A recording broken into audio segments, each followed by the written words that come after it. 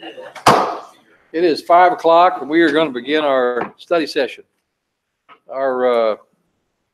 We've had our invocations usually given by one of our local ministers who cannot be here tonight, so I'm going to ask our city attorney, Eric Cunningham, if he would do that duty for us this evening.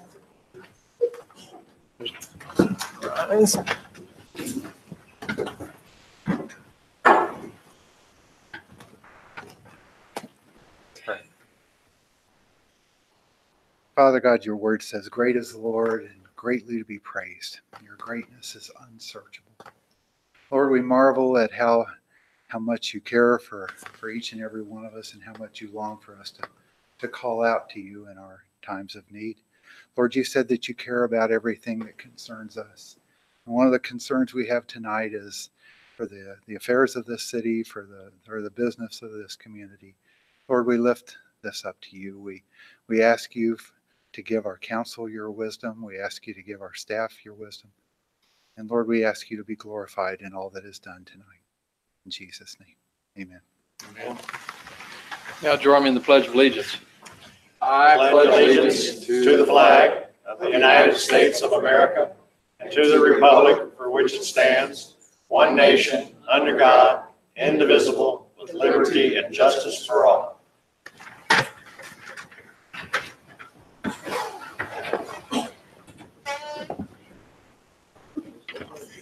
We have two presentations this evening. The first is a recognition of a retirement. I will do that first.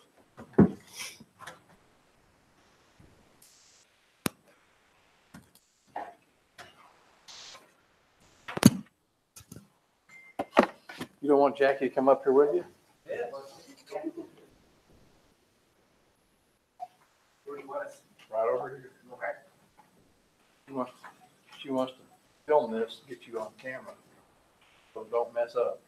I'll do my best. All right. After 39 years of dedicated service to the Cape Girardeau Police Department, the City of Cape Girardeau Assistant Chief Mark Majoris retired January 31st. He began his career as a patrolman with our police department in January of 1980. His assigned badge number is 49. Our newest patrolman was assigned badge number 355, to give you an idea of how many officers he's seen during his career at the police department. On September 1st, 1984, he was assigned as Shift Identification Officer and was responsible for processing crime scenes and processing prisoners as directed by the on-duty station. It was shortly after that a vacant position became available in the Detective Division. He was transferred from patrol to detectives in January 1985. In 1986, he was assigned to the Boulder County, Cape Girardeau Major County Case Squad. It was while in detectives that Mark found his true passion. As you'll soon discover, he remained involved in investigations all the way up to his retirement in one way or another. In fact, after he's retired, he's still going to be doing it. He was promoted to the rank of sergeant in June 1988 and was transferred from the Detective Division to the Patrol Division and assigned as a supervisor of A Platoon. In April 1990, he was temporarily assigned to the CMO Drug Task Force. He was relieved of duty with the CMO Drug Task Force in January of 1992 and reassigned to the Detective Division with criminal intelligence and drug traffic investigation responsibilities. In November of 1992, he was transferred from his special assignment to the Patrol Division, where he worked as a supervisor up until he was temporarily assigned as a supervisor of narcotics investigations in the Detective Division in December of 1994. Well, they moved you around a lot. Yeah. But that's a good thing. Yes, it was.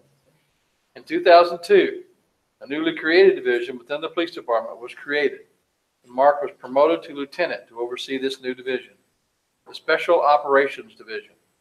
He was responsible for helping to organize all special events in the city of Cape Girardeau that required police involvement and or assistance. He was also the supervisor of our traffic unit, nuisance abatement unit, community service officers, and school resource officers. Big job. In January of 2008, he was transferred from Special Operations to the Detective Division and was appointed to Chief of Detectives after the retirement of one of his close friends, Lieutenant Tracy Lemon.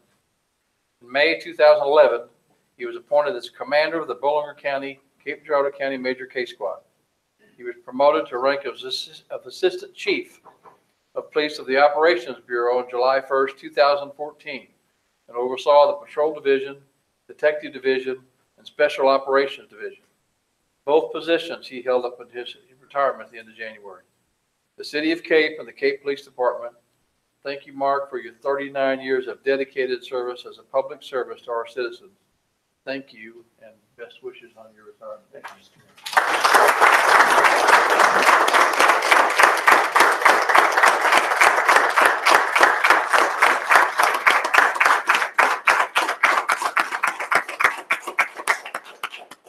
Plaque that reads in appreciation and recognition of over 39 years of loyal and faithful service to the City of Cape Girardeau.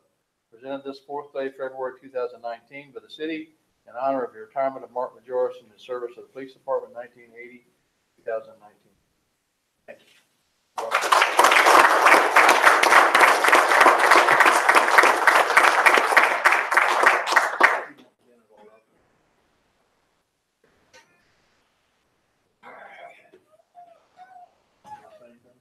Just want to say it really has been an honor to serve all the people of Cape Girardeau and the city of Cape Girardeau for all this time. My thanks to all the city staff that has come and gone during that time period, and all the council members that have come and gone during that time period. Thank you. Thank you.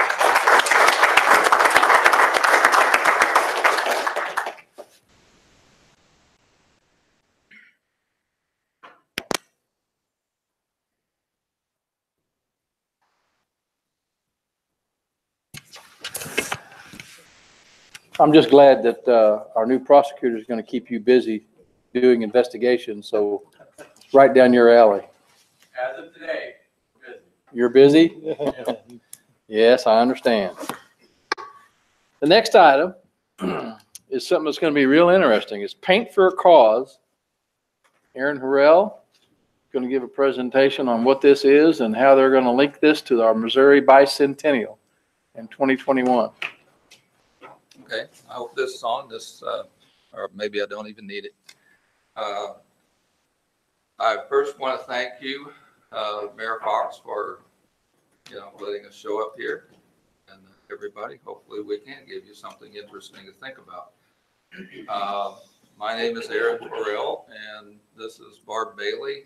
I manage the Painted Red Art Gallery here in Cape, and she is probably really the manager. She's the one that keeps it going, believe me. Paint for a Cause is a project that I came up with a few years ago, and it's a way to raise money for a cause, for a special needed cause, and it gets the community involved by allowing the community members, anybody who wants to, can paint on a painting that's printed in a grayscale. And Wes Blair knows very well, anybody that's been over at the new police station probably possibly has seen it. I don't know if is it up? Not up in its final spot, but we do have that in our community. It's close. We've been working on these. We did the first one about 4 years ago, and the last one was for the police, and we raised about $1,500, I think, for the police. We raised $3,000 for the veterans at the Veterans Home. Year before last, we had both of these at the fair. At the fair, we had 1,128 people paint on the one for the veterans, and we raised $3,000 for the vets. So this does work. Some of the community members are thrilled. They want to come back every year and paint on these. So now we're going a step bigger. We're going to do one for the Missouri Bicentennial, and we don't know exactly the wall, but we do know pretty close to 100% sure that it's going to be in the Truman Building when we get this done. It's going to look like this. I'm going to let you pass it around. This has the state symbols as well as the Capitol, the arch, and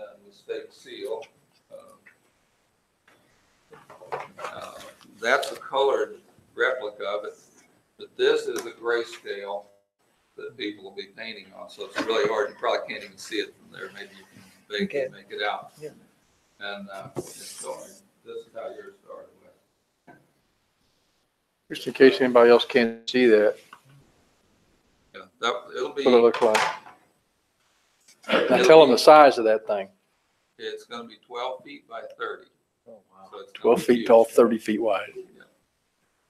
It's going to be made by Kennedy Sign Company on Nash Road. They do. They've done every one of them so far, I think. We've done. And this is going to have to be cut into 15 pieces of 4 feet by 6 feet, or going to be like a horizontal landscape shape. And we're going to take these around the state to various cities and events like the state fair, district fair here. Other maybe- events around the state. just lots of. We're still planning those out. We're estimating 15 to 20 different towns we want to go to. Take over. Okay. She's good at taking Well, how it works is we'll have a journal, and what we've done in the past, we charge $1 for people to paint. That's how we raise the money, and the finished painting goes to the cause. And the cause can keep the painting, or they can sell it to raise more money. It's up to them. For this one, we want as many people as possible to participate. We are not charging anybody to paint. Anybody, any age, any ability, nobody's going to be turned away. Anybody can come and paint. And we'll have a little journal where people will print their name, possibly their job. We always ask the kids to put their age. If anybody wants to put their age, they can do that too. And then their hometown. Then either Aaron or I will put paint on the brush. We'll pick the color and we'll tell people where to put the paint. So nobody's going to mess up. Nobody's going to make it look, it's going to look good. We've done this long enough that they always turn out good. We never know for sure how they turn out, but it works. We're pretty sure because we know we're both artists and we know where the paint should be applied. I would hope. I forgot to bring a paintbrush along to show you, but probably the size of my finger would be the brush, so it's not a very big brush.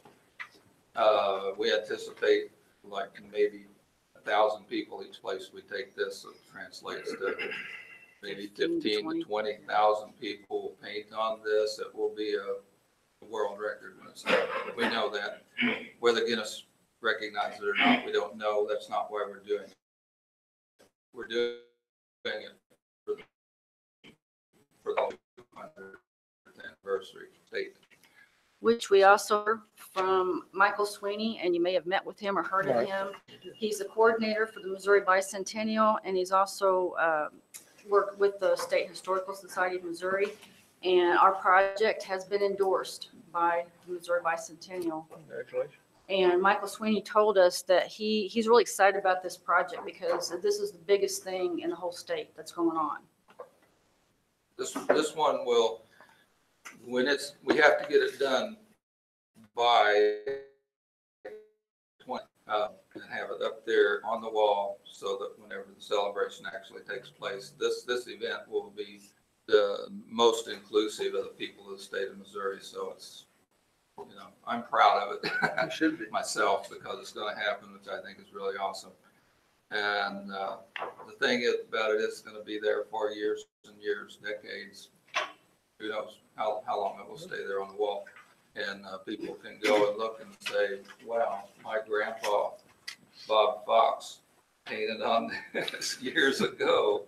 It'll be awesome to, that families from all over the state can appreciate and take part in it. We do have a Facebook page, and it's called the Missouri Bicentennial Paint for a Cause. That explains a little bit. There's not a whole lot on it just yet, but as time goes on, we'll post information how everything's coming along. Some of you may know Professor Jim University. He has classes, lots of classes, lots of children, I think, that he teaches mass media programming and so forth with. I contacted him And he sent 4 of his students who were willing to take this on and be part of this gallery. And they came and we had just like a first discussion. And they're going to do a video for us, which will go on YouTube. It'll go every place around the state that, you know, previous to us showing up, and other ways that they can promote this for us. So that's really awesome. Fantastic. They'll do a great job. I don't know if we're running out of time, so we'll have to stop us if we are. But let's see. Oh, yeah, we talked to Frank Nickel, Cape Girado's awesome historian, and he suggested when we get it all done that we put it, where do you think? On the river wall. Put a replica on the river wall. I'm all for that. We'll see if we can get that done. Yeah, let's see. I guess that brings us to our final issue, is that we need financial and promotional support. I don't know if the city can help us financially or not, but we really hope that you can help promote us to get the word out. If you know anybody that would be interested in supporting this. We have an estimate on what it's going to cost us, which is $61,000 for the whole state. And that's based on travel, gas, food, to pay Aaron and I, and then we want 2 assistants to help us. We don't have the cost that we don't know for sure is framing, the preparation of the wall where it's going to hang in Jefferson City, and then also venue costs. Some of the places we go may charge a fee for us to set up to do this. So It could get quite expensive. The frame alone could cost a lot. We have an initial, like printing these and getting all these, getting this Just image this, all yeah. put together and put in the computer at Kennedy Sign and having them print the big one. Their part of it is going to cost us a little over $6,000. That's the part where it's most staring us in the face right now to try to get that done. It's going to cost us, we figure, about $3,000 each place we go to, because we'll take us time to get there, a couple days, lodging, so forth, and then coming back. So it's going to be close to that on an average. Of course, more if we go to, say, Savannah, which Savannah has been in contact with us. They want us to come. It's north of Kansas City, and St. Joe has contacted us. Perryville is really excited about it. Trish, I forget her last name. Hirschfeld is really, she came and visited with us at the gallery, and she really wants us to come. We'll be there. We'll go to Perryville for sure. There's no question. We'll be here at Cape for sure. We want everybody to paint on it. Your family, you, your wife, your husband, everybody in your family, if you get a chance to paint on this. And be a part of this historic event, because this is history. Yeah, it'll be historic. You'll get a chance to have your brushstroke on the wall with Thomas Hart Benton, sort of. So it'll be great. It's going to work. It's never been done before. Sounds like a fantastic project and a great way to commemorate our bicentennial. So I commend you for your efforts, and we'll try to work on some avenue where we can come up with some sort of funding mechanism to fund at least a portion of it, because I know you're going to be going around the state doing this too. So we're talking with the lawyer right now, trying to figure out exactly the best way to handle the money for this situation that keep us out of trouble. We don't want to get in any trouble whatsoever. We want this to go down right. And if it does happen the way I think it can happen, then we'll maybe have a little bit of money to use for various other paint for causes around the state of Missouri. That's really where we want to go with this, is to help cities and people in need in various ways. I know if we were doing this a few years ago, Joplin was hit with a tornado. I would have loved to take this idea there and let them and people in Springfield and close by paint for them.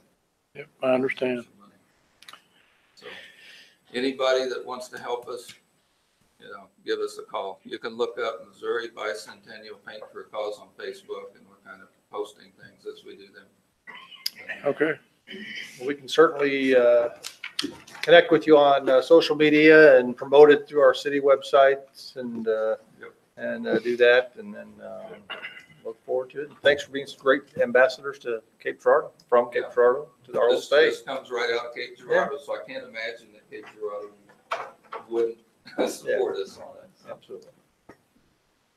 That's what we have. All right. Thank you, Aaron. Thank you. Barb, Aaron. thank you very much.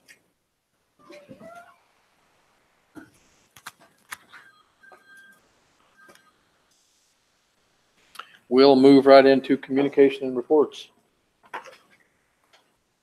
Start. Go ahead. So I brought everybody a Pepsi. All right. So many of you know Coach Terry Kitchen is on hospice, and he's coming to the end, and never drank a drop of alcohol in his life. I don't think he ever said a cuss word except for gosh dang it. And he is bled orange and black for Cape Public Schools and their athletic program going back 50 years. And so he always had a Pepsi after a game, and he'd talk about it all the time. Well, we're gonna go out and win, and we're gonna have a Pepsi.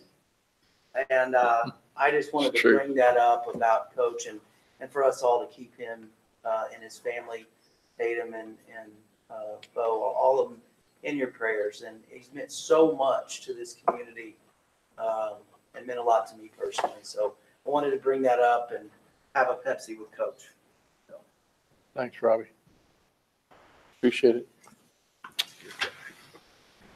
Anybody else?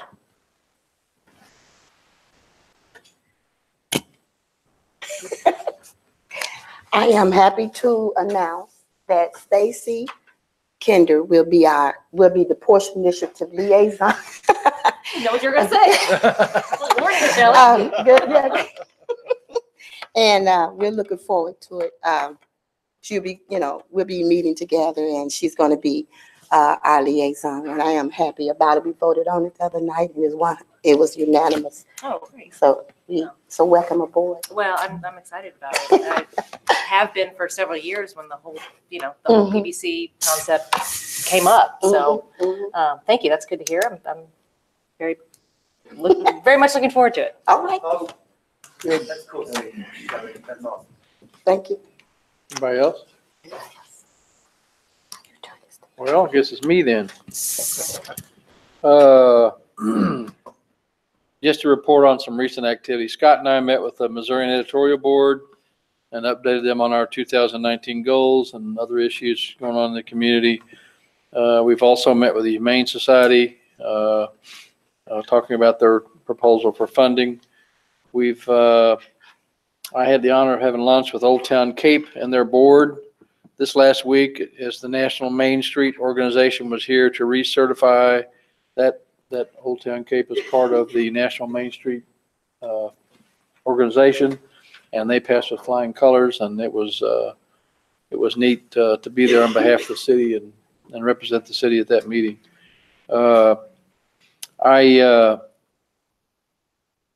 It's kind of interesting, and the only reason I'm bringing this up in communications is because we had a letter addressed to City Hall, the city manager, and the council, and I will pass this around and let you read it, but basically it is, and the disturbing thing is that, number one, it's anonymous. And, most of the times you get things anonymous, just like if the paper gets an anonymous thing for Speak Out, they just don't print it. It's very, very difficult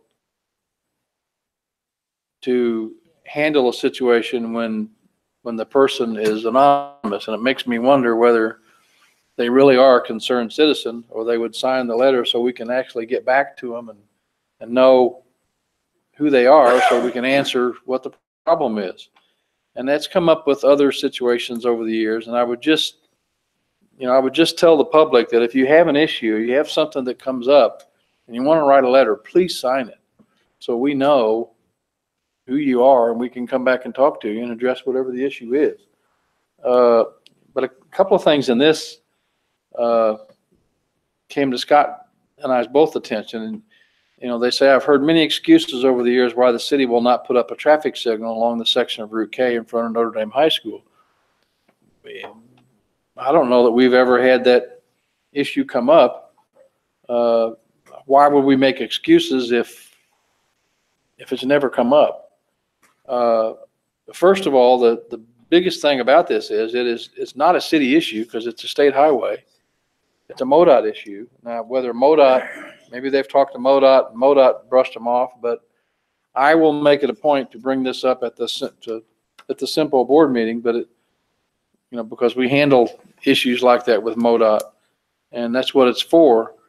But at the same time, I would hope that maybe somebody in the public will see this and know who wrote the letter, and will let me or Scott or somebody on the council know so that we can at least have somebody to contact to answer the questions raised in the letter. Okay? Scott. Yes, just a couple items. First of all, there was a presentation at First Friday about porch. I thought it went really well, and a lot of good information going out about porch, purpose built, and as that moves forward, a lot of energy and a lot of positive energy regarding that. It takes, we've been in this about 2 years now, and a lot of nice things have been done along the way, but I think it's really beginning to now ferment and bring fruit in the quarterback group, and that's really the group that's responsible for helping us become affiliated, because it's only with the quarterback group that the group out of Atlanta will affiliate with. They won't affiliate with city proper because they want that neighborhood grassroots approach, and I see them making such huge strides. And so anyway, it was a good meeting and good for us. And then there is quite a bit of legislation starting to come about, and so I've been updating you, council, with the updates as they come in from MML, and I think you all are signed up for those as well. And one of the things that's coming up right now is legislation regarding gaming. And so just so you'll know, we are a part of a Home Doc Cities where we participate and talk about that legislation. I know the mayor's been active at that, and so just keep your eyes and ears open for legislation as we go through the session. I think that's all I got. Okay, good. We have an item for discussion this evening, that being the draft of the capital improvements program was proposed for fiscal 2019 to 2024. And I will, at this point, I'm going to turn it over to Scott, and we'll go from here.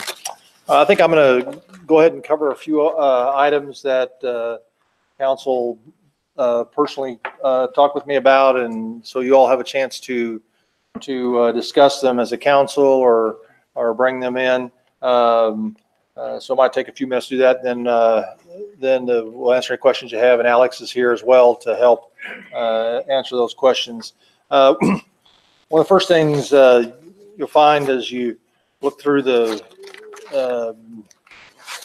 through all the pages is there is under transportation, there remains quite a bit of activity each year with concrete and asphalt repair, but those amounts are in there, and so you can see kind of what that level is. Just a reminder that in the past that the software that we have that says how much we should be investing each year for maintaining our roads, that this is less than that, and so it's something as we look forward, probably we'll be talking about at least investing more each year in that. If you look on down to transportation in the contingent category, there's several parking lots, and then on the last page under streetscaping, that is the it notes on the funding of that, that's the Riverfront Development Fund, and had a few questions about the Riverfront Development Fund and how that's used. And just a reminder, the Riverfront Development Fund, we gain for that fund about $400,000 each year. It currently has about $900,000 in there. We get input from Old Town Cape as things they would like to see done. It is limited to the Old Town Cape area as far as as that's the geographic location for those capital improvements. But you can do any capital improvement within that, and the council is the final arbiter of that and decision maker of that. So they've been kind of saving up that money a little bit, but there is those parking lots there. And then on the second page under streets, there is a streetscape for Broadway. So I just want to make sure that you know that that's the use of those funds so far that have been planned. But I know there's been some questions about where there are other uses, and so I wanted to bring that up and point that out to all of council. If you proceed on to the environmental section, under the contingent program, again, you'll find under water, there's a long list of contingent projects. These are projects that staff has the staff has identified as projects that need to be done and would be good candidates for the project under an extension of the capital improvement tax, which does end at the end of this year. So a lot of projects here, if we wouldn't extend it, these would be water projects that need to be done. Now, our water the system has gotten better over the last years from the first capital improvement tax. But in order to sustain that, we're going to need to continue to do these type of projects going forward, and continue the 2-inch replacement program and things like that are really critical to those. And so that's really a discussion item to think about, because I know also there's been some talk of maybe extending that tax, or maybe 10, 15 years, and then perhaps also diversifying a little bit, maybe setting aside some money to bring the streets up in a faster order by taking a portion of it for a few years and doing streets. Has also been talked about maybe taking a portion and doing part of a new city hall.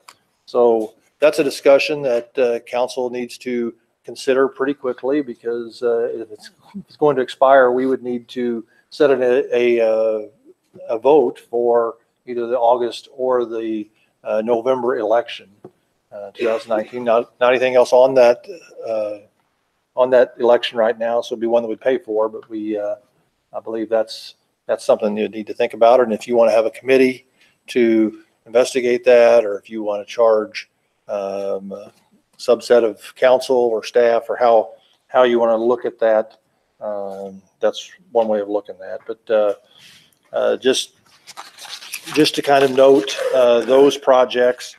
Then as you move forward, information technology, I think we probably need to add I don't know if we need to add a project or not, because we added the $150,000 for the 911. I don't know if that needs to be included in this or not. Just a side note for staff. But if you go on to facilities, well, on page 25, a lot of things here under facilities that have been asked about.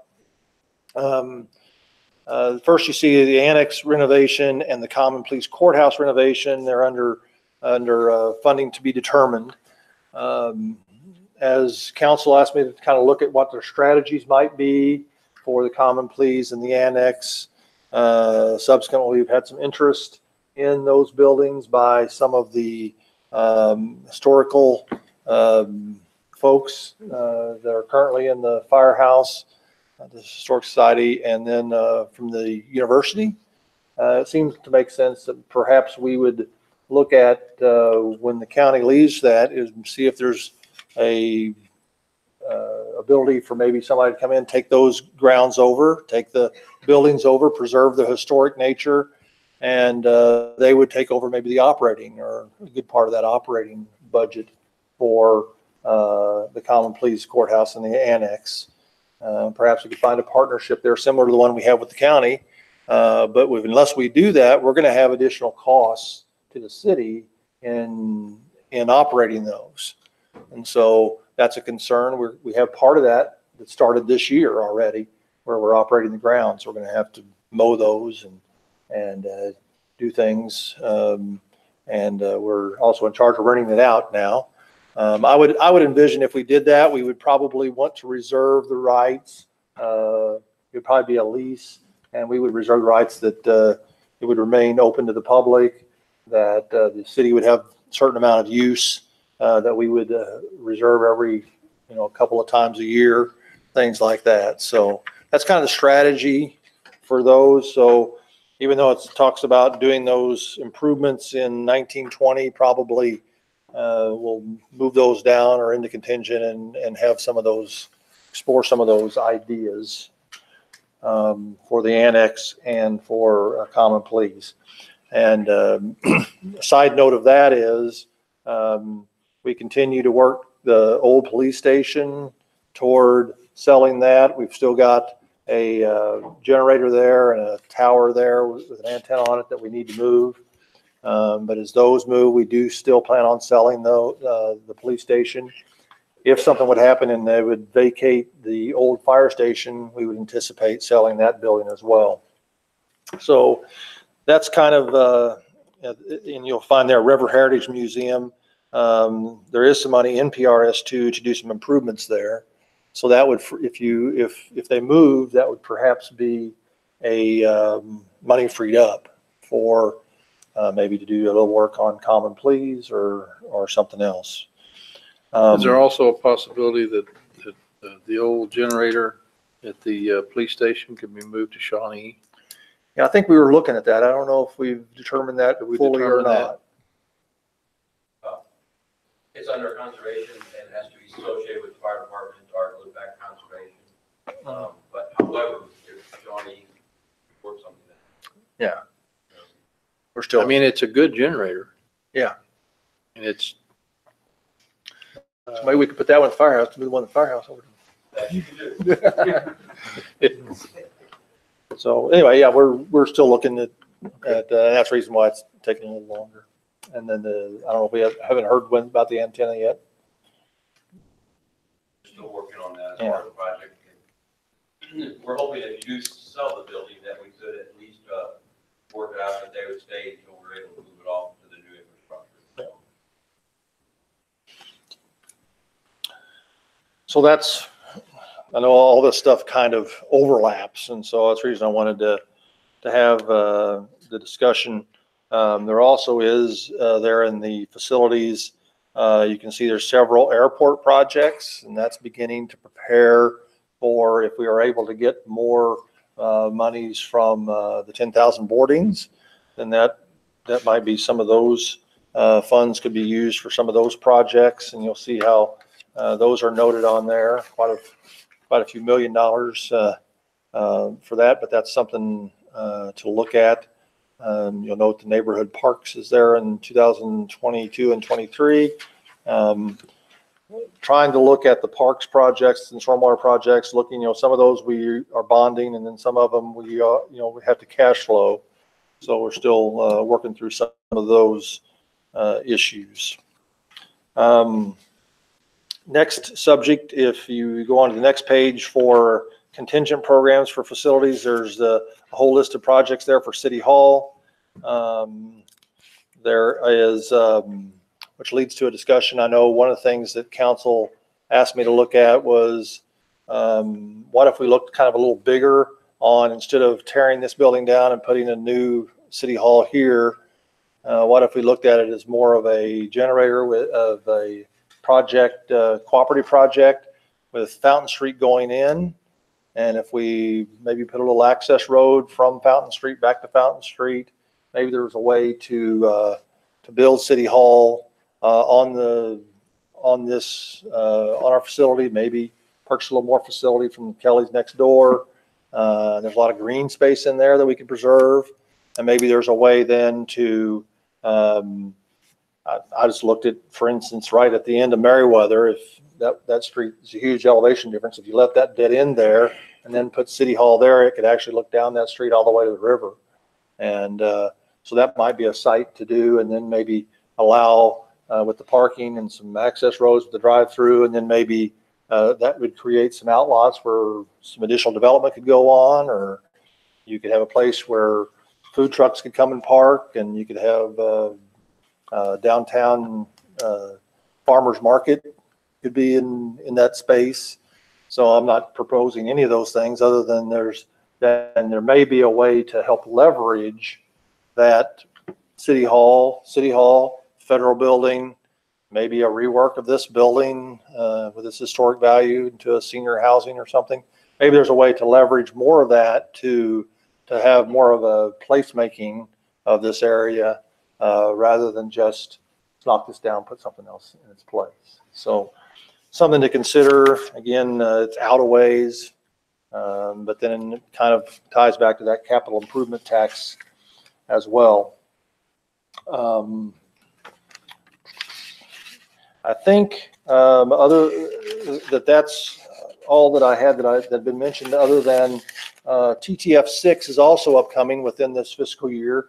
By the time we're here next year talking about this item, we will be waiting to vote on TTF 6, we would think, in April of next year. And you saw a lot of transportation projects in the contingent plan. Again, I guess I would ask council, is this something you want to begin to have planning and zoning look at and begin to work on a list of projects, looking at those additional amounts that might be necessary to keep to raise the condition of our streets, those type of things, or kind of what's your all's preference for the next step? So that's the information I had to present to you tonight, and let you consider. If you want to discuss it, Mayor, you can discuss it. And I don't know, Alex, did you have something else that I've missed? No, I think you did a great Oh, well, what a loaded question. Thank you. Do you want to recognize John to come up and, Yeah, John could talk on this subject, or he could come up afterwards, either one. well, since we're talking about it, I'll let John come up right now and won't keep him much longer. And I was hoping to keep him here a lot longer.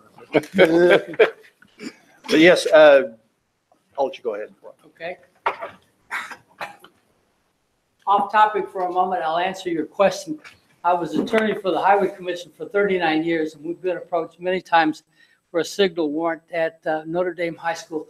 And each time it's been studied by our engineers, and it didn't meet the traffic minimum qualifications. I've been retired for 2 years. My information might be out of date, but we've been approached on a topic. It is a MoDOT topic, and we have addressed it. My name is John Koenig. I'm here on behalf of the American Legion tonight, and I thank you for Mayor Fox and City Manager Meyer for allowing me a few minutes to talk. In 1936, our Legion post, Lewis K. Juden, Post 63, paid $1,000 to Mary Houck to buy Fort D. And the city of Cape Girardeau and the American Legion, in connection with the Works Progress Administration, built the current replica powder magazine on Fort D. Fort D being the last remaining Civil War gun emplacements or earthworks from that 1861 to 1865 period. We paid for it and we turned it over to the Works Progress Administration, and they built the building. The city of Cape Girardeau pledged that it would maintain that building in perpetuity as a public park. We agreed, although the deed is a grant, bargain, and sell deed to the Legion, we did have a contingency clause that would be maintained as a public park. In 1945, we transferred it at no cost to Scouts. The Girl Scouts were not a legal entity at the time, and they pledged to maintain it. In 1948, the 5 trustees, 4 surviving trustees for the Girl Scouts turned it over by quitclaim deed to the city of Cape Girardeau, which agreed to maintain it as a museum in recognition of both its historical significance as a gun position guarding the Mississippi River during the Civil War, and as an exhibit of the Works Progress Administration done by the Roosevelt people during the Great Depression. my Legion post has asked me to come forward and mention the fact that we still don't have a roof on the place. Vandals apparently, or someone caused a fire, and the roof has been burned off. And so its use has not been available to us. And talking with Scott Meyer, and I don't want to lie to you, Scott was our district engineer for many years with MoDOT, and knows more about this than I do. But suggested I speak to you tonight. All the Legion Post wants is the city to put a roof on this building, stabilize it. We would like to see it used again. Our symbol in recognition of our contribution in building is over the front door. And it embarrasses our 297 members when they go down there to look at it and they see the American Legion symbol on it, as you see it on Freedom Corner as well. And it's in disrepair and disuse. We've heard from Mr. Mayor and the city manager that there's money been budgeted. I can tell you from years with the Highway Commission, there's a building year, a planning year, and in the future planning year. And I can remember Mr. Meyer telling state legislators that it's in the third year of the budget, but that actually meant it's so far in the future we can't see it. I'm asking the city council to advance the project. Some of our members are I'm one of the youngest, one at 70, so we would like to see the roof replaced before the great beyond is met. So thank you for giving me an opportunity to speaking to you. If you have any questions, I'd be happy to answer them. Well, I will tell you that according to our schedule, the planning year is this year, and the construction year is next year. Excellent. Can I tell my membership that? You can tell your membership that. Thank you for your time.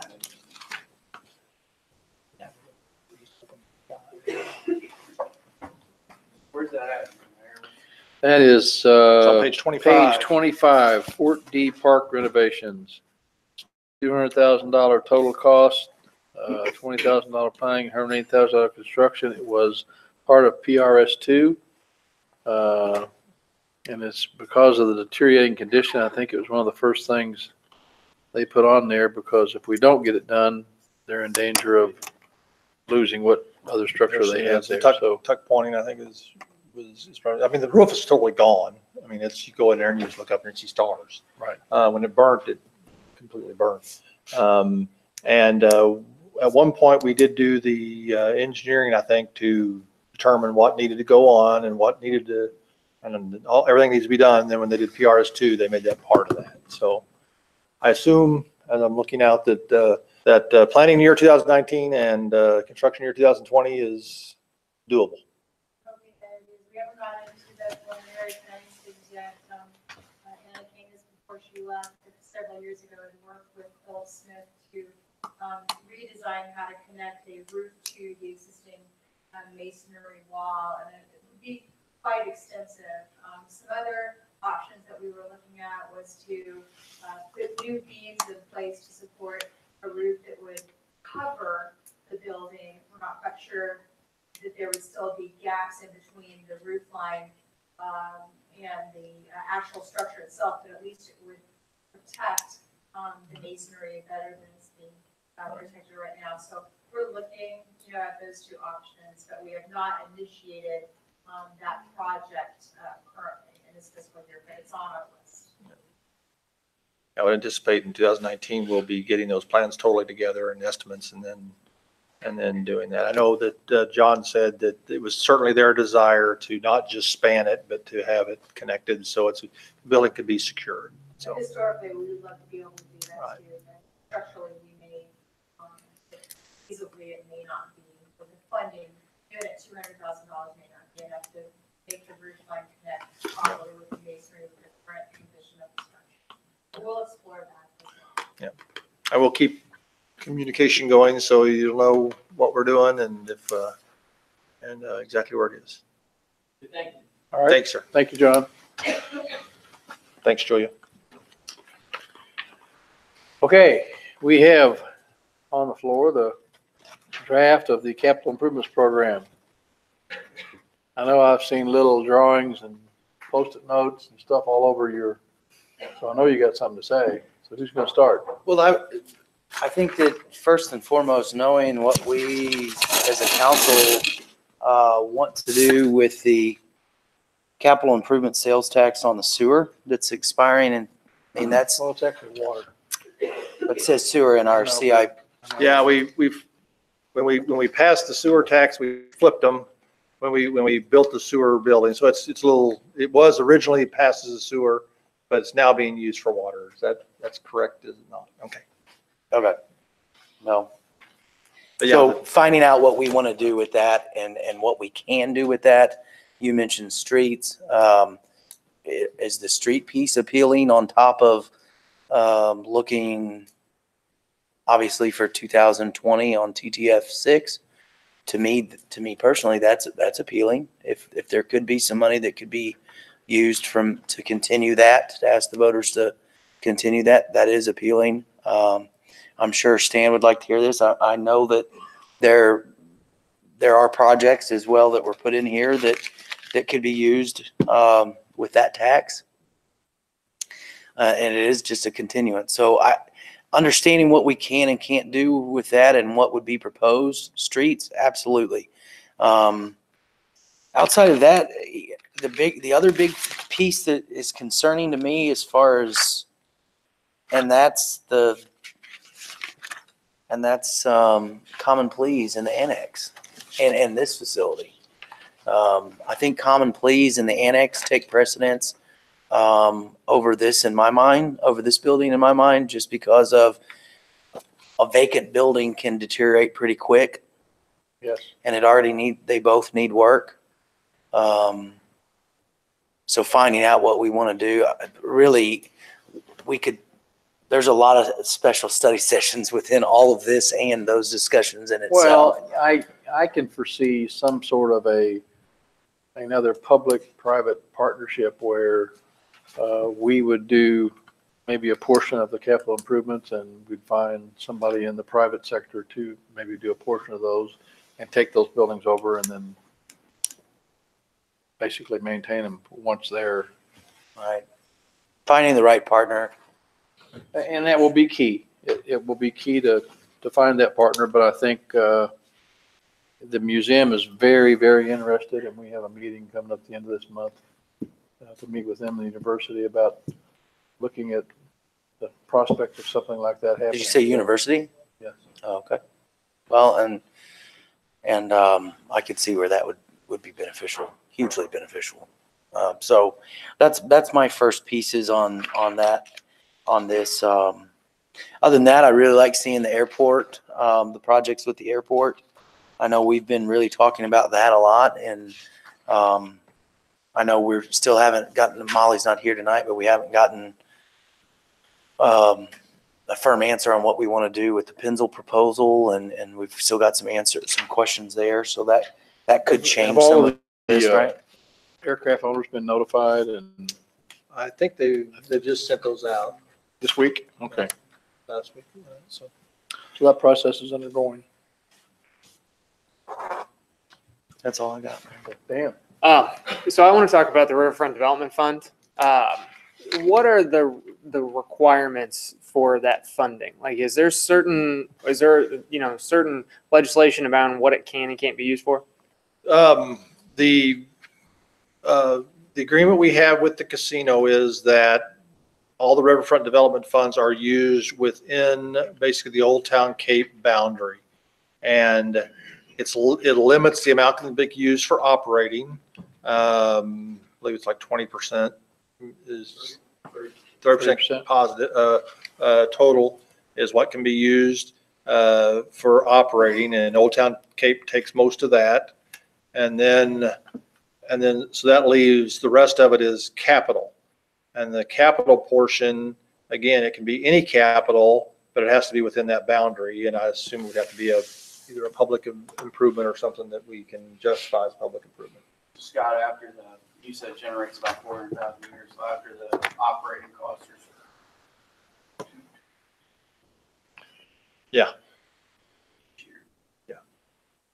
So some of these projects on here are pretty huge numbers. Yeah. And it would take, years to build up enough in that Riverfront Development Fund to cover some of those projects. I would like for us to consider using that type of a fund for something that's less hardscape and less parking related and more economic development. I think that'd be a great use of something called the Riverfront Development Fund, is to actually try to inspire companies, incentivize companies to locate in downtown, maybe startups, see if we could build a program that would help the city of Cape Girardeau, especially the historic part of the city of Cape Girardeau, to incentivize maybe relocation of startups that have started and are viable and kind of in that second stage of their existence. I think that there's a lot of really great opportunities that we could do with that fund, other than just let it build up so that we can do hardscape projects. Yeah, I think the difficulty with doing incentives would be, I mean, if it's infrastructure, for instance, if they needed to have their sewer updated or, something like that, then I think that would be an eligible capital project. But yeah, certainly we can talk about what that looks like when you get down to. Yeah, because does an economic development incentive kind of would that fit? It might fit the not even requirements? fit in that box of the requirements. Right. That's Well, it would if that incentive is something that has to be done capitally to a building or an area. Yeah. To draw them here. Yeah, in that case, it would. Okay. So relocation costs, that would be would that be a capital? I don't think that'd be a capital. But if the building had to be retrofitted to that would be capital. Okay. So there's some conversation room there. Yeah, there's some conversation around that. We'd have to look at public good and that requirement of our ordinance. But no, it's great discussion. I'm not trying to. Yeah, no, I just think it'd be a really pertinent use of some funds, and it'd be a good way to inspire some economic development in downtown Cape. Well, I mean, you start looking at some of these projects that you mentioned, Dan, that are on here, the parking structures. I mean, they're going to, if your potential funding source is always going to be the Riverfront Development Fund, they're going to be on here for the next 25 years. Yeah, I would build rather up enough capital to fund them. Personally, I would rather see, you got 2 parking lots there for almost $8 million or more, a little more than $8 million. I think I'd put TBD rather than RDF for both of those. Yeah. Just simply because I don't think it's feasible that you're ever going to build big, expensive parking structures with money in the Riverfront Development. There's not enough money there. It makes more sense to put to be determined there than it does that fund. Now resurfacing a lot, is not that expense. Maybe that could stay there as a possible future expense, but for building a $5 million parking garage, I don't see that happening out of that fund. Yeah, and this just might be a little bit of my, I don't know, naivete when it comes to this stuff, but what is consisted of a parking plan? What is that? Is that just a study on planning where we're going to park car? I'm just curious. You don't know, Alex? Prior before I came, the city did do parking study. Analyze what plan would be available. I think Okay. Take that parking study and then actually identify what places might be available for surface lots and those type of things, and begin to put a little more meat on that. Well, I know part of the Old Town Cape or downtown strategic plan included a parking plan as part of that. The area on Spanish Street in front of the Common Police Courthouse, the plan was to go into that hillside a little bit and actually create angled parking there instead of having parallel parking. It was going to yield like 50 more parking spaces, which, I don't know for the expense, but, if you get a chance to look at that plan, and it looks at, several things, because it's a 10-year plan. So that already exists. Yeah, the plan exists, Sure. right. So So then could this parking plan just be struck from the CIP? We'll check and see if Okay. there's any overlap there, or Sure. if it makes sense to keep that in there. That's a good question.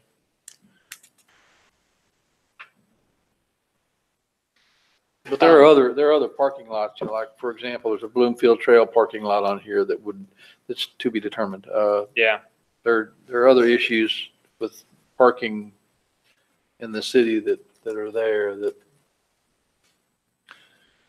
are part of the plan.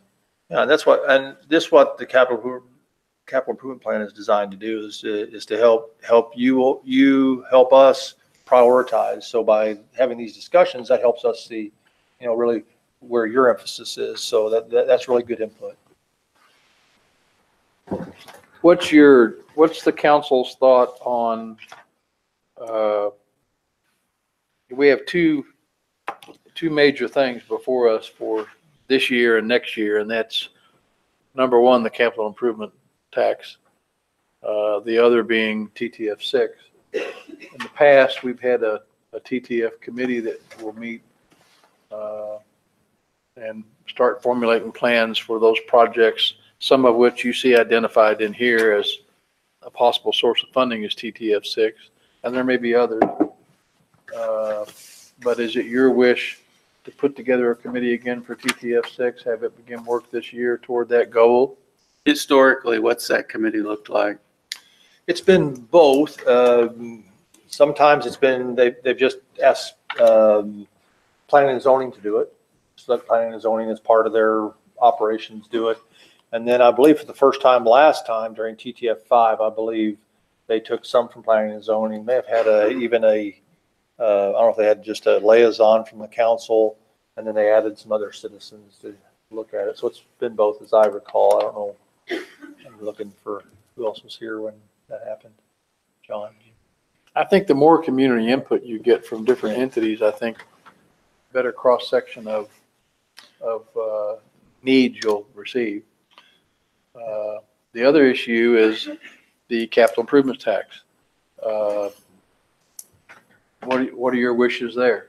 I don't want to be the one to make this decision just myself. I would rather have input from you all about whether you think we need a committee to get together to look at what.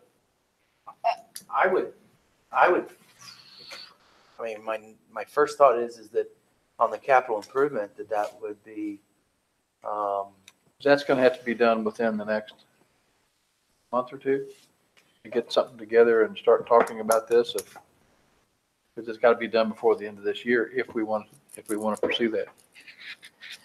Bob, I'll just say I would love a lot more information to be able to make a decision. So, Okay. I think a direction, it would be nice to know the lay of the land on what can and cannot happen with that tax. Right.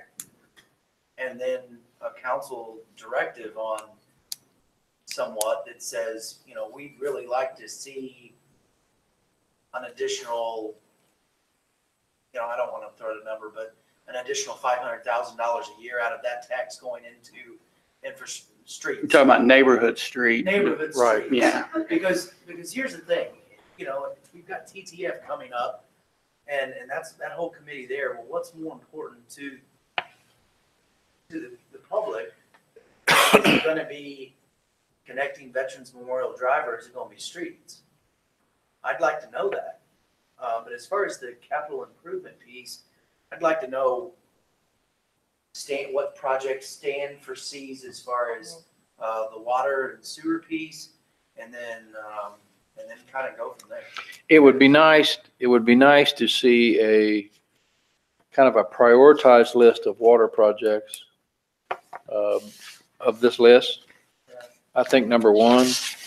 I think number two, the past TTFs, I think each TTF has increasingly tried to do more maintenance and upkeep.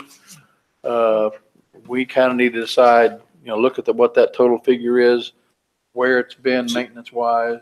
So in the past, there was a certain percentage carved out each year to Yes. do that work. Yes. I don't think it was. But it hasn't been enough. Predetermined percentage. Oh, by okay. any means. It was an annual, year by year thing. It was just. Was it heavily done kind of by weighted to project, do you think? projects. Well, it's an amount. It's an amount. My understanding is it's 700,000 for, I mean, it's in your thing here. It's 700,000 for asphalt overlay and 800,000 for streets, curbs and gutters, concrete. So it's 1.5 million So, for those two things. But that's, let's see, then last time we had, early on, we added those neighborhood streets by the money saved by not doing, Silver Spring. Armstrong. Thank you. Armstrong, yeah, Armstrong. So we added more for those neighborhood streets and did that. Of course, that's done now. That money's gone, so it's down to this amount. And this amount was higher than it was previously, but it was flat for a long time. Yes. Like, perspective change, there was a listing of streets based on the PCI ratings, the poor, Yes. the fair, Yes. whatever they were, horrible. And those streets had an associated cost. If we did, 100% of these, Right. 20% of these, that dollar figure was there.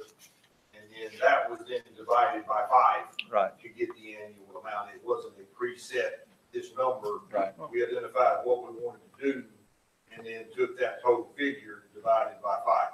Same thing on the asphalt streets. We wanted to get this much done, okay, we'll do 20% each year. So that the figures you see in the CIP were derived kind of back into that way. Okay. That's where the 700,000 for asphalt overlay Right. comes from. That's correct. Well, what's happened is the deterioration of the streets is probably occurring faster than what our money is repairing them. Yes. And at some time, we need to either spend a lot more money out of TTF doing that, or we need to come up with some other additional funds for, say, 5 years to catch up and get where we need to be. So the thought is to try and carve out on CIP to potentially do some of these things. Yes. I mean, I know Well, and to weight heavily, Neighborhood. street. TTF 6 weighted even heavier neighborhood streets than what TTF 5 was. TTF 5 was the first real time that there was a lot of repairs in it. And I think from previous council and to today, I would think that's going to be even more in TTF 6, I would assume.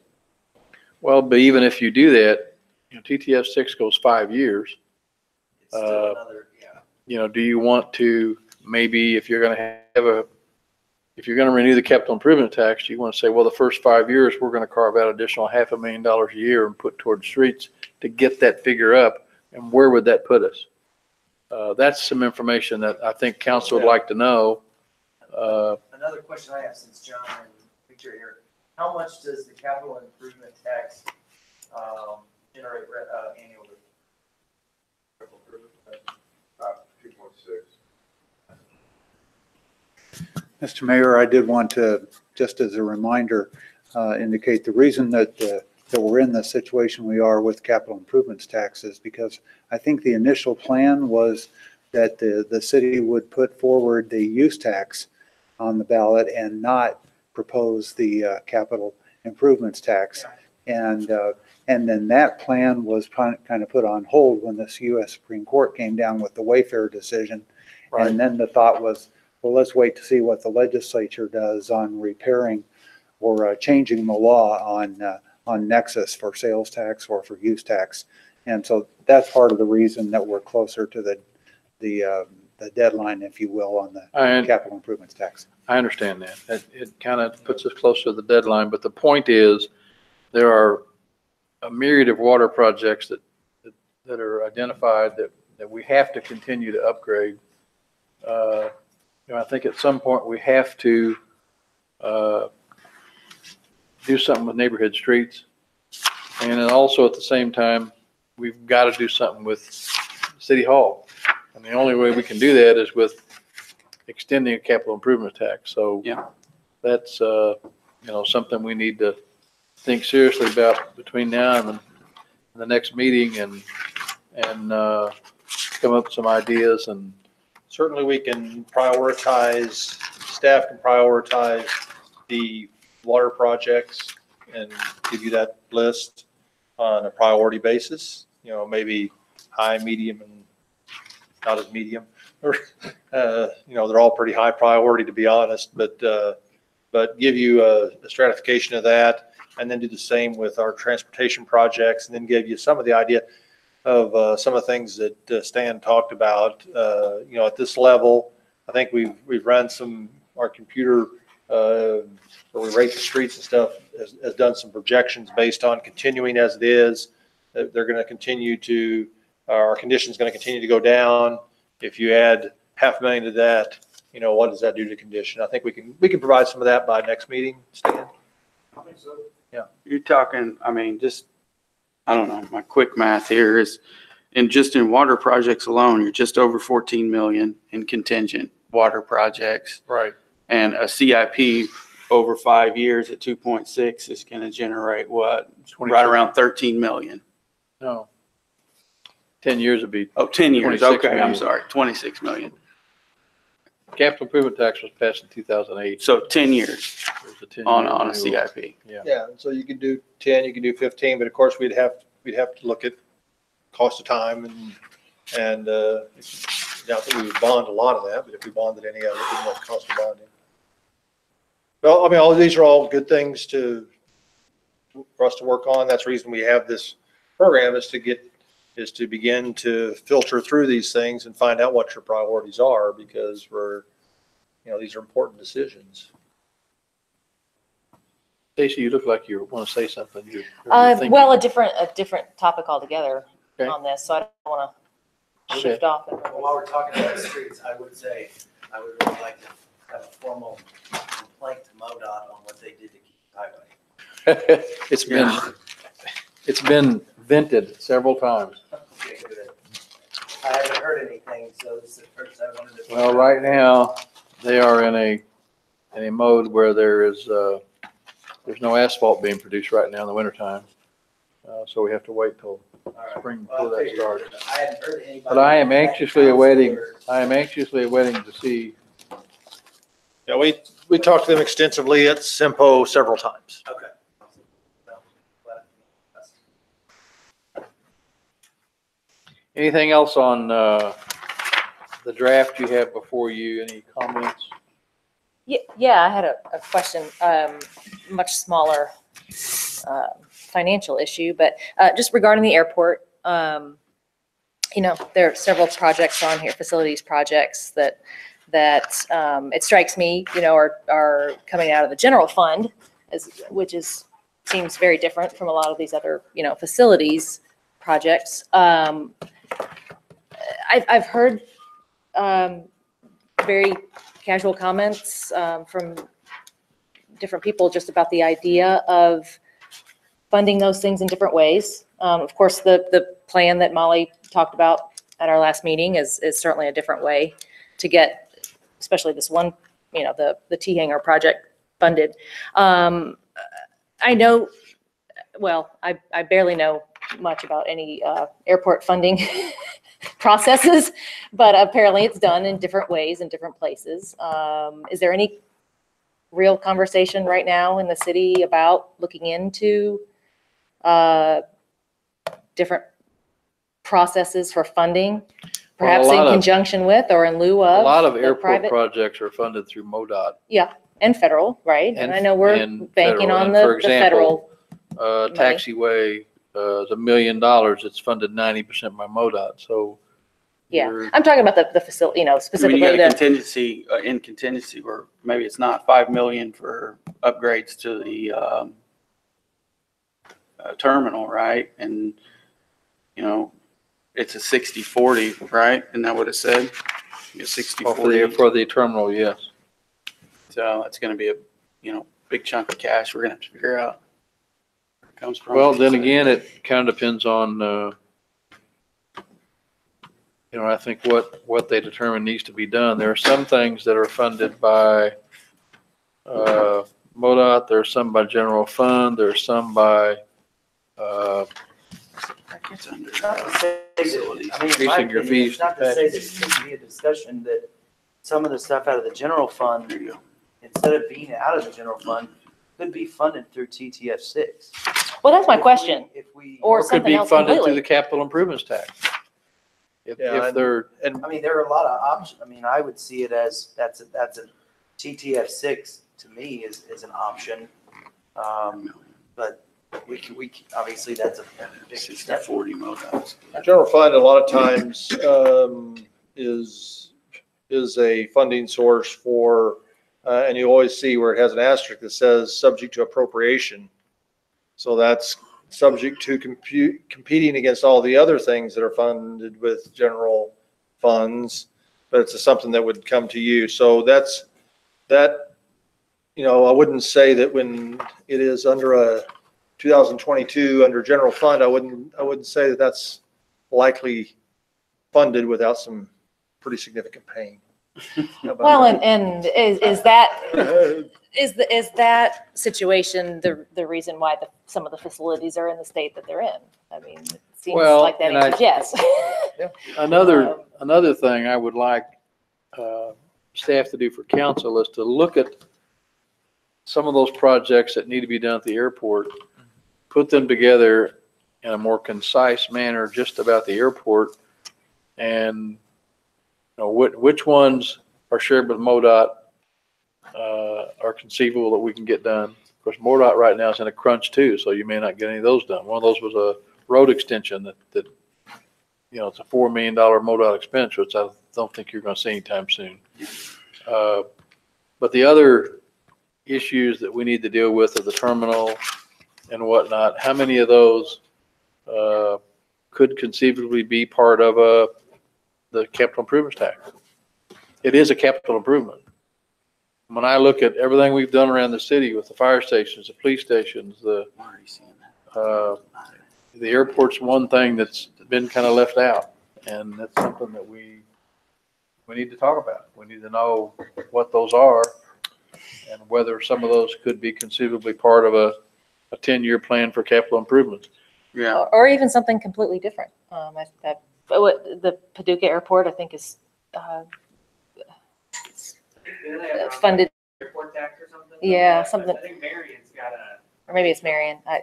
They have a regional I shouldn't airport. even mention it because I don't know what I'm really talking about, except that there's just very different ways of doing things. I've just heard little snippets of conversation about, oh, well, yeah, maybe we. Well, I think I the wonder if goal- there can be some kind of. Yeah, I think the goal moving forward is that we need to look at our airport as an asset, and it needs to be an asset in which we actually take care of it and treat it as a business. And so we have to look at any type of option. I think it's always been kind of cast to the wayside of different little bits of funding here, little bits of funding there.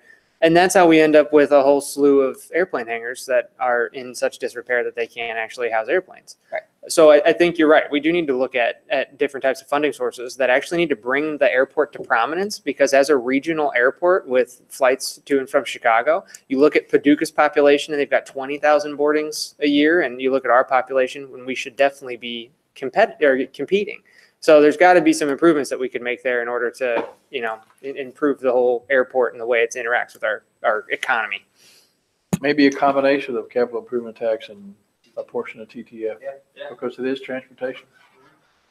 It's just something that's been kind of ignored. So we've got a lot more to talk about. So So just to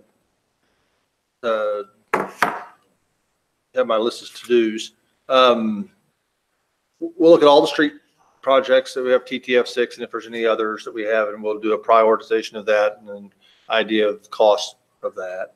And that'll give you an idea of how much then that those projects might cost. And we'll do some stuff on maintenance projects and what we're currently doing as far as maintenance and what an increase in the neighborhood streets might help us with. Does that make sense? And then we'll do all the water projects. We'll prioritize those, give you an idea of that and what those would look like, so you can see what's the most important things and what they run, and also continuation of the 2-inch replacement program, I think is really important. And then we'll, with airport projects, we'll do those, and we'll try to, we'll bifurcate off that. If we get the additional 850,000, what can those do? Kind of what we're doing with the privatization project, and then what is left, and then what are maybe some sources for those projects to do that. And then we'll also bring together the facilities thing that I talked about earlier and put that into a sheet that shows where we are on the common pleas, the annex, and that stuff. So we'll break it up into those 5 areas, and then that'll help facilitate a discussion about that with the costs, the priorities, and then the possible revenue sources. Sound feasible? I want to piggyback on the one piece, and I've been thinking about this for a while. If we do get to the 10,000 boardings, and we do. When we do, sorry, Mayor. When we do, I'm not so certain that we shouldn't look at the money that we get as almost like a reserve fund for the repairs that we do. I know we've talked about using that money but think of this in 5 or 10 years, we're not going to have that money. It's not guaranteed to us every year. It's really not. And remind me, it can only be used for you're what? restricted on how that money can be used anyway. Yeah. And Yeah. that's what. But that's an interesting point. That, And my piece is that if we took care of our airport through a combination of what the things that we were talking about tonight, and we do have that money, then that is a nice, and maybe not restricting all of it, but that is a nice nest egg to be able to do other projects as time goes on, in case you do not have the FAA money. So I'm just throwing that out. Can I ask you a question? One more question on the Sure. the CIP here on facilities projects for the secure holding area, the $250,000 that's in planning this year and potential construction next year. Does that funding source is general fund and potentially, the passenger charges?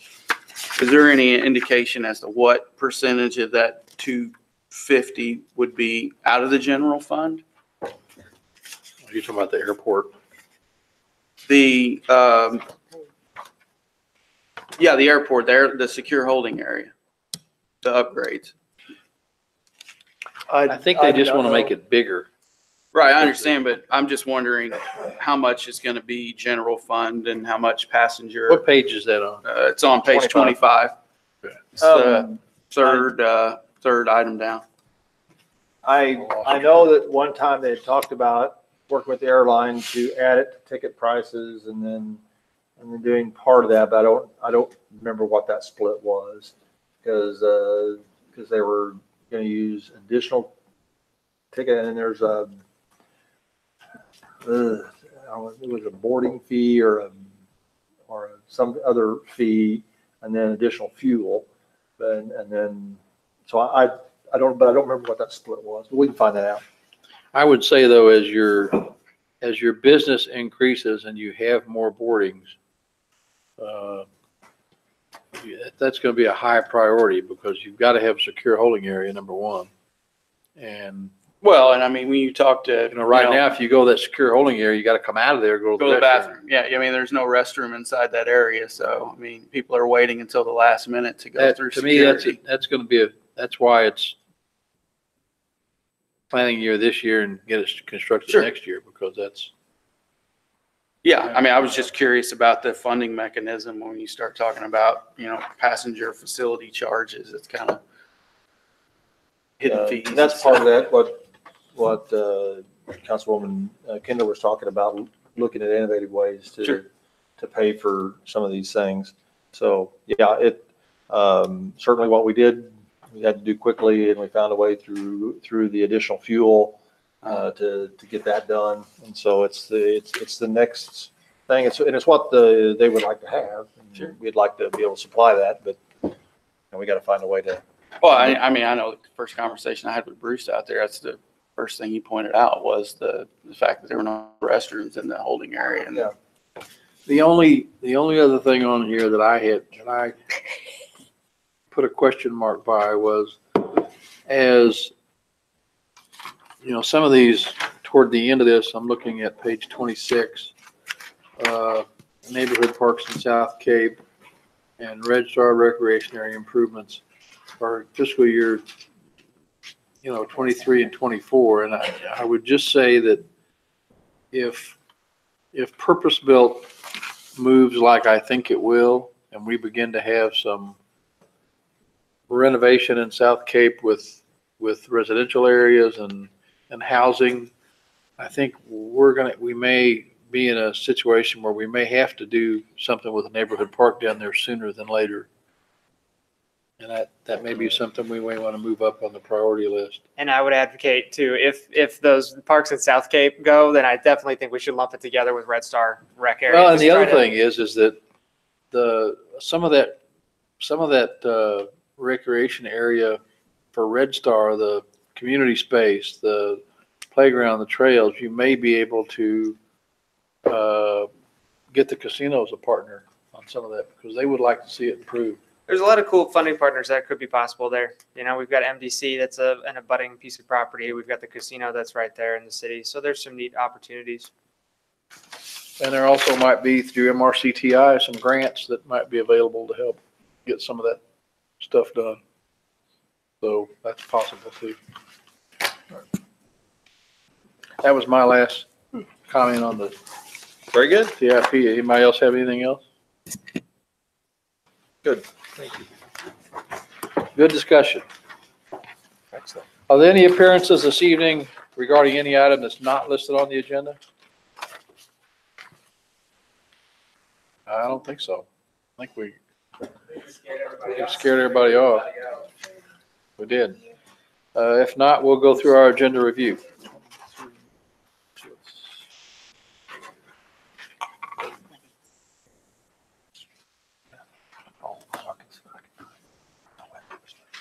All right, excuse me.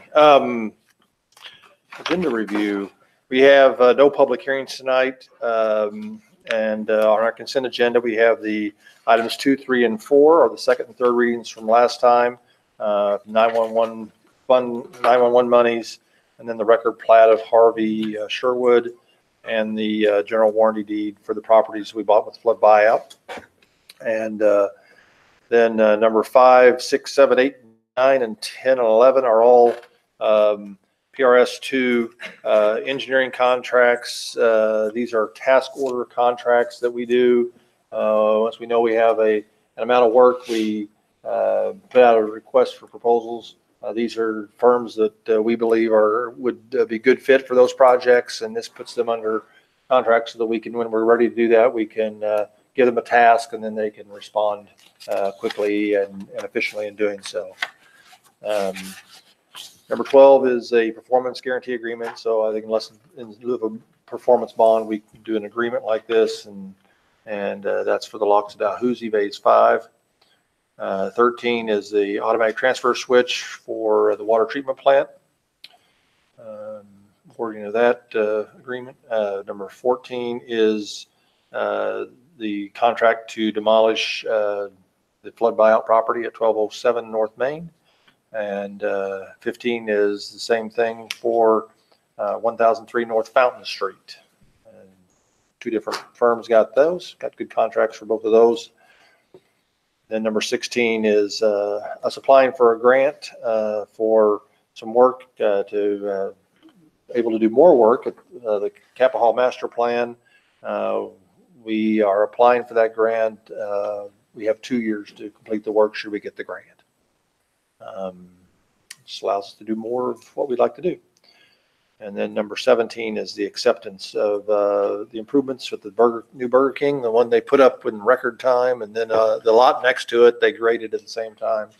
That's a location for a future corporate headquarters. So any question on the consent agenda items? Any items you'd like to abstain from? Not, got two new items. The first one is the record plat for the Locks of Dalhousie Phase 5. And then 19 is the small cell deployment.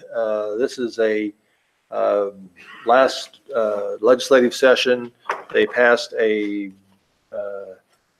state legislature passed a state statute to regulate small cell deployment. MML has come up with a master a model ordinance to do that. We've taken that model ordinance and our attorney and our Dan Vogel from our firm out of St. Louis looked at it. They made a few small changes regarding our right-of-way ordinance to include that. And this is the first reading of that. So it falls within the time frame we have to enact that. And we've worked with AT&T on this ordinance. Molly's worked extensively with them on that. Any questions about the agenda? We have one closed session item tonight to talk about, so we will have a closed session item afterwards. Okay, that ends the study session. We'll move into regular session and we'll have I'll call that to order. We'll have a roll call. Ryan Essex. Here. Bob Fox. Here. Bobby Guard. Here. Victor Gunn. Here. Stacy Kinder. Here. Shelley Moore. Here. Dan Preston. Everybody's here. I'll entertain a motion to adopt the agenda. I'll move. Second. Motion by Victor Gunn, seconded by Dan. Any discussion? If not, all those in favor signify by saying aye. Aye. Any opposed? Motion carries.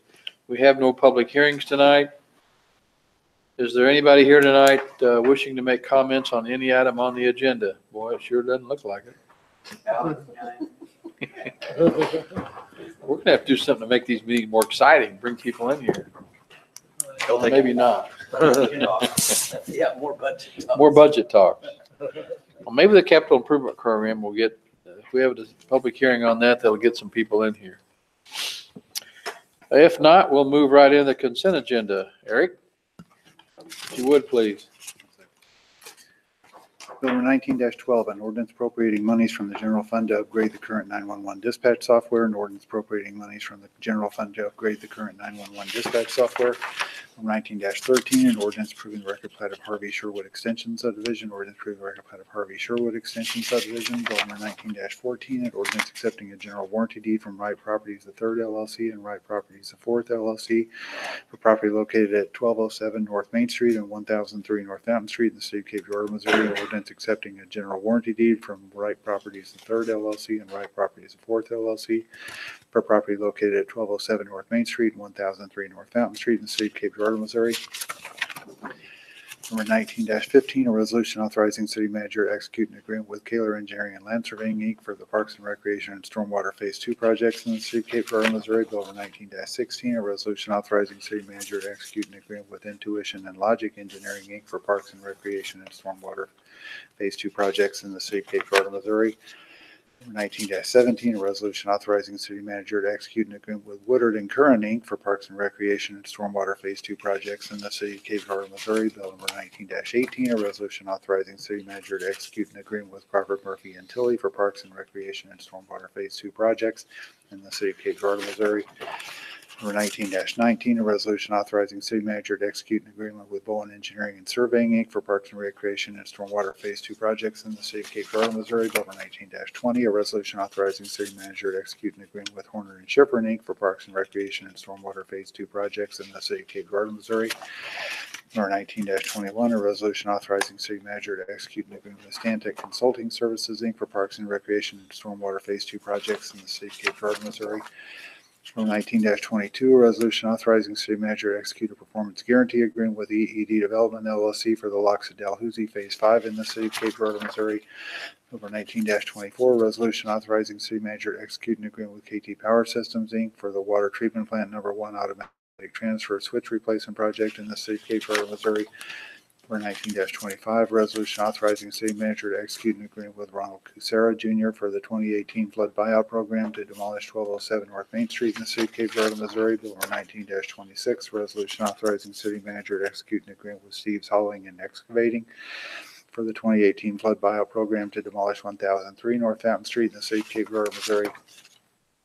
Number 19-27, a resolution of the city of Cape Girardeau, Missouri stating intent to seek funding through the Land and Water Conservation Program and authorizing the city manager to pursue activities to secure funding and to execute all necessary grant documents. You have before you the consent agenda. I'll entertain a motion. We approve the consent agenda. So moved. Motion by Mr. Guard, Second. second by Dan. Any discussion? If not, all those in favor signify by saying aye. Aye. Any opposed? Motion carries. We have two new ordinances this evening. Bill number 19-23, an ordinance approving the record plat of the locks at Dalhousie Phase 5. Motion by Ryan. Second. Second by Dan. Any discussion? If not, all those in favor signify by saying aye. Aye. Any opposed? Motion carries. Bill number 19-28, an ordinance amending Chapter 24 of the Code of Ordinances of the City of Cape Girardeau, Missouri by adding a new Article 6 related to regulation of public rights of way. So moved. Moved by Robbie. Second. Seconded by Ryan. Any discussion? If not, all those in favor signify by saying aye. Aye. Any opposed? Motion carries. We have no appointments or other business this evening that I'm aware of. At this point, I'll entertain a motion to adjourn into closed session for legal actions and litigation, confidential communications with legal counsel on property transactions pursuant to revised section Missouri, section 610.021, 1 and 2. So moved. Okay, we are adjourned. Real quick, guys. Oh, all those in favor say aye. Aye. Aye. No, no, no. All right. Gotta have a vote. Yep, that's true. Mayor, sales tax.